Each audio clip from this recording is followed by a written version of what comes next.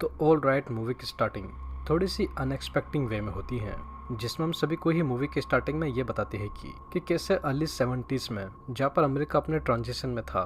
तो उस दौरान पूरे इंटायर अमेरिका में तरह तरह के केओस हो रहे थे, जैसे कि बढ़ते क्राइम्स, सीरियल किलर्स, कुछ स्टेट्स में भूखमरी, कुछ जगहों पे लूटपाट एंड इवन कई जगहों पे बहुत से लोग तो shockingly satanic kind of cult चला रहे थे। तो बस अब इन सभी ही चीज़ों को देखते हुए अमेरिका, जो कि रिवॉल्यूशन के दौर में था, वो अपने लोगों को इन सभी ही चीज़ों से दूर रखते हुए, ताकि लोग इन चल रही स्ट्रेसफुल लाइफ से दूर होते हुए टीवी पर कुछ एंटरटेनमेंट की चीज़ देखे। तो बस एग्जैक्टली इसे ही बात को देखते हुए 4 अप्रैल सन 1971 को यूसीबी अपना एक शो नाइट आउल्स नाम का फॉर द फर्स्ट टाइम एक एपिसोड एयर करता है, जिसको होस्ट और कोई नहीं बल्कि जैक डिलरॉय कर रहे थे, जो इससे पहले रेडियो पे एंकर का काम करते थे। वेल, अब इस शो की खास बात ये थी कि ये ज़्यादातर 10 बजे के अराउंड टीवी पर आता था, जिसमें जैक वो अपने शो में तरह तरह के गेस्ट लेकर आते थे, जिनके साथ वो इंटरव्यू वगैरह ले ठीक सामने ही बैठे हुए ऑडियंस के सामने उनके साथ गेम्स वगैरह भी खेलते थे। अब ये गेस्ट बाय प्रोफेशन किसी भी तरीके के हो सकते थे, जैसे कि मैजिशियन, शेफ, मेंटलिस्ट, नॉवेलिस्ट या मोस्टली एक्टर्स एंड म्यूजिशियन होते थे। तो बस अब देखते ही देखते शो के चालू होने के कुछ ही महीनों के अंदर जैक का ये शो लोगों के बीच पूरे अमेरिका में इतना ज़्यादा फेमस हो गया था कि इसकी टीआरपी ही शॉकिंगली 7 के पार चली गई थी, जो कि सही में चौंका देने वाली बात थी। तो अब स्टोरी में सब कुछ इतना अच्छा था एंड उसका ये शो काफ़ी अच्छा चल रहा था। एंड वहीं बात करें जैक की पर्सनल लाइफ के बारे में, तो इसने रिसेंटली अभी किसी मैरिलिन नाम की एक्ट्रेस से शादी की थी, जो कि वो भी जैक को इस शो के लिए सपोर्ट करती थी। तो दिक्कत कहाँ पर आती है? तो वेल, दिक्कत और कहीं नहीं बल्कि जैक की पर्सनल लाइफ के अंदर ही आती है। बिकॉज शादी के 5 साल बाद मैरिलिन उसको out of nowhere lung cancer हो जाता है, जो कि अब उसके पास शॉकिंगली इस कैंसर का कोई इलाज नहीं था। तो ऑब्वियसली कुछ ही दिन थे उसके पास जीने के लिए, जो कि जैक को चाहकर भी इस बारे में कुछ भी नहीं कर सकता था। तो हावेवर देखते ही देखते मैरिलिन उसकी बाय कैंसर अनफॉर्चुनेटली डेथ हो जाती है। तो मैरिलिन की डेथ से जैक के ऊपर समहाउ कहीं ना कहीं इतना ज़्यादा डीपली इम्पैक्ट पड़ा था कि वो अपने शो वगैरह को छोड़ कुछ समय के लिए अपने आप को ही घर के अंदर कैद कर लेते हैं। तो जैक के इस मूव से कहीं ना कहीं उनके शो पे इतना ज़्यादा इम्पैक्ट पड़ गया था कि उसकी रेटिंग वो नंबर 1 से खिसक कर 39 पर ही आ गई थी, जिधर उनके राइवल्स चैनल्स जो कभी उनके आसपास भी नहीं थे, वो ही उनसे ऊपर आ गए थे। तो हावेवर जैक वो काफ़ी समय तक अपनी वाइफ की डेथ का अफसोस बनाने के बाद फिर से अपने शो पर आने का डिसाइड करते हैं, ताकि ये अपने गिरते चैनल और अपने शो को दोनों को बचा सके। बट अब यहाँ पर इंटरेस्टिंग बात ये थी कि जैक वो इस बार अपने शो पे पहले की तरह गेस्ट तो बुलाने वाले थे, बट इस बार इन्होंने इसका फॉर्मेट थोड़ा सा चेंज कर दिया था। जहाँ पर इनका ये शो पहले फैमिली वाला लाइट शो था, वो इस बार थोड़ा सा डार्क होने वाला था। Because this time around Jack ने अपने शो में कुछ पैरानॉर्मल इन्वेस्टिगेटर्स को शो के अंदर इन्वाइट किया था, जिनका नाम किस्टू था। वेल, किस्टू उन सभी ही ऑडियंस के सामने डॉक्टर रोज एंड लिली, जो कि उन्हीं के साथ ही आई थी। रोज, जो कि वो भी किस्टू की तरह एक पैरानॉर्मल इन्वेस्टिगेटर थी, वो अपने साथ एक छोटी सी लड़की, जिसका नाम जैसा कि मैंने आप सभी को बताया लिली था, उसको अपने साथ इस शो के अंदर लेकर आई हुई होती है। बिकॉज डॉक्टर रोज वो लिली के ऊपर एक एक्सोर्सिज्म का केस से स्टडी कर रही थी, जिसके बारे में आप सभी को भी थोड़ी ही देर में पता चल जाएगा कि आखिर में किस तरीके का केस डॉक्टर रोज वो लिली के ऊपर कर रही थी। बिकॉज अब ठीक यहाँ से ऑडियंस के सामने लाइव टीवी पर ये तीनों सभी के सामने स्टेज पे अब एक ऐसा दृश्य दिखाने वाले थे, जो कि 70 के दशक में अमेरिका की हिस्ट्री में पहले ऐसा कभी नहीं हुआ था। क्योंकि अब ठीक इधर से ही ये मूवी एक बहुत ही बड़े लफड़े की तरफ जाने वाली है।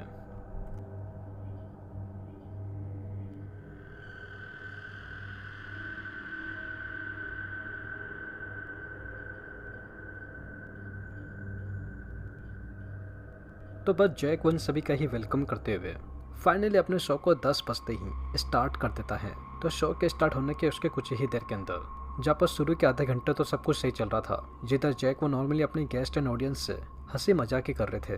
तो तभी ही जैक वो डॉक्टर रॉस को लिली को ठीक उनके सामने बिठाकर लिली के ऊपर चल रहे कुछ एक्सोर्सिज्म केस के बारे में बातचीत करने के लिए कहते हैं। बिकॉज अगर आप सभी को अभी तक ना पता हो तो मैं आपको बताना चाहूँगा, वे लिली वो सम काइंड ऑफ किसी तरीके से एक बहुत ही खतरनाक आत्मा के थ्रू पॉजेस हो चुकी थी। तो बस जैसे ही डॉक्टर रॉस वो लिली से कुछ बातचीत करने जाती, तो उससे पहले ही लिली उसके अंदर की वो आत्मा, जिसको उसने उस आत्मा को मिस्टर व्हीकल्स नाम दिया था, वो लिली की बॉडी को कंट्रोल करते हुए उसको पॉजेस कर shockingly out of the blue वो आत्मा बाहर आ जाती है। यानी कि लिली के थ्रू वो डॉक्टर रॉस से बात कर रही थी। जिधर ठीक सामने ही बैठे हुए डॉक्टर रॉस की इस अनएक्सपेक्टेड सीन को देखते ही हालत काफ़ी टाइट हो गई थी। बिकॉज इस बातचीत के दौरान जैसा कि हम सभी देख सकते हैं, लिली उसका चेहरा ही वो बहुत ही बुरी तरीके से सरप्राइजली फटकर चेंज हो गया था, जो कि वो लिली जैसा लगे नहीं रहा था। बिकॉज इस दृश्य को देखकर सिर्फ डॉक्टर रॉस ही नहीं बल्कि जैक और बाकी वो सभी ही ऑडियंस वाले लोग अंदर से काफ़ी ज़्यादा डर गए थे, क्योंकि उन्होंने ऐसा एक्सपेक्ट नहीं किया था। तो मीनवाइल उस सेशन के दौरान लिली वो यहाँ पर मौजूद इन सभी लोगों को एक बड़ी ही चौंका देने वाली बात बताते हुए कहती है कि जेफ की वाइफ मैरिलिन को, जो कि कैंसर से मर गई थी, उसे कैंसर ने नहीं बल्कि शॉकिंगली जैक ने ही मारा होता है, ताकि वो डॉक्टर रॉस के साथ अफेयर कर सके। तो खैर जैसे ही बात ठीक सामने ही बैठी हुई रॉस वो लिली के मुँह से सुनती है, वो तुरंत ही उसको सभी ही लोगों के सामने उन्हें लाइव टेलीविजन कस के थप्पड़ मार देती है, जो कि इसे थप्पड़ के साथ ही सरप्राइजली एपिसोड तो ऑफ एयर होता ही है, बट लिली के अंदर जो आत्मा थी वो कुछ समय के लिए उसके अंदर से चली जाती है। तो बस अब फाइनली इस मूवी के एंडिंग में सीन वो सीधा घूमकर ब्रेक के बाद लिली एंड रोज के ऊपर ही फोकस होता है, जहाँ पर जैक वो कारमाइकल के साथ बैठते हुए, जो कि ये भूत वगैरह एंड पैरानॉर्मल पे विश्वास नहीं करते थे, वो लिली एंड रोज से इस इंसिडेंट के बारे में क्लियरिफिकेशन मांगते हैं, क्योंकि उनको ऐसा लग रहा था कि ये दोनों ही यहाँ बैठकर कोई ढोंग कर रही हैं। तो हावेवर ठीक सामने ही बैठी डॉक्टर रोज वो कारमाइकल की इन बातों को सुनते हुए उसको कुछ कहती ही तो उससे पहले तो उसी ही बीच लिली वो एक बार फिर से सेम पहले की तरह ही एक बार फिर से अपनी गर्दन नीचे कर पहुंचैस हो जाती है, जिधर वो उन सभी ही लोगों को ठीक सामने की तरफ ही लगे हुए टीवी की तरफ इशारा करते हुए डॉक्टर रोज के साथ लिए हुए सेशन की रिकॉर्डिंग फ्रेम बाय फ्रेम देखने के लिए कहती है। तो उस रिकॉर्डिंग के अंदर उन सभी ही लोगों को एक बड़ी ही चौंका देने वाली चीज देखने को मिलती है, जिसे देखते ही जैक और उसके आसपास बैठे हुए सभी ही लोगों के रोंगटे ही खड़े हो जाते हैं, क्योंकि उस रिकॉर्डिंग के एक फ्रेम के अंदर हम सभी ही जैक के ठीक पीछे उसकी मरी हुई वाइफ मैरिलिन की आत्मा देखते हैं, जो कि जैक के कंधे के ऊपर ही हाथ लगा के खड़ी हुई थी। बट बात अभी इधर ही खत्म नहीं होती। वह लिली जिसके अंदर अचानक से मिस्टर विगल्स की आत्मा आ गई थी, वो अपने आसपास बैठे हुए उन सभी ही लोगों को बड़ी ही बेरहमी से किसी की गर्दन तोड़कर तो डॉक्टर रॉस की ब्रूटलाइज तरीके से गला काट कर हवा में टंगा कर ही मार डालती है, एंड वहीं नीचे बैठे हुए कारमाइकल को तो उसको तो जिंदा ही जलाकर मार देती है। तो मीनवाइल ठीक सामने ही खड़ा हुआ जैक वो अपने सामने इस अनएक्सपेक्टेड चीज को देखते हुए अपने हाथ में एक बड़ा सा चक्कू ले अपनी वाइफ मैरिलिन की याद में लिली के पेट के अंदर उसको घोंप कर बुरी तरीके से मार डालता है। एंड बस हमारी ये मूवी बहुत ही अजीबो तरीके से ऑन ए सरप्राइजिंग नोट ठीक इधर ही एंड हो जाती है। वेल दोस्तों, अब आप सभी ही पूछोगे कि लिली को जान से मारने के बाद जैक के साथ क्या हुआ। तो वेल इसका आंसर बड़ा ही सिंपल है कि जैक का वो शो टीआरपी में तो काफी ऊपर चले गया था, बट उसी ही शो के बाद ही पुलिस उसको उससे क्राइम के लिए अरेस्ट कर लेती है, एंड उसको अनफॉर्चुनेटली एक 13 साल की लड़की को मारने के लिए मौत की सजा होती है। एंड उसका ये शो यानी कि द नाइट ऑवल्स वो भी हमेशा के लिए लिली के एपिसोड के बाद बंद हो गया था। तो वेल दोस्तों, यही थी the late night with devil की एक्सप्लेनेशन। एंड आई होप आप सभी को ये वीडियो जरूर पसंद आई होगी, और अगर वीडियो पसंद आई हो तो चैनल को सब्सक्राइब किए बिना और वीडियो को लाइक किए बिना बिल्कुल भी मत जाइएगा, क्योंकि मैं अपनी आने वाली वीडियो में ऐसे ही और मूवीज़ की एक्सप्लेनेशन लेकर आता रहूँगा। तो तब तक के लिए टेक केयर एंड पीस।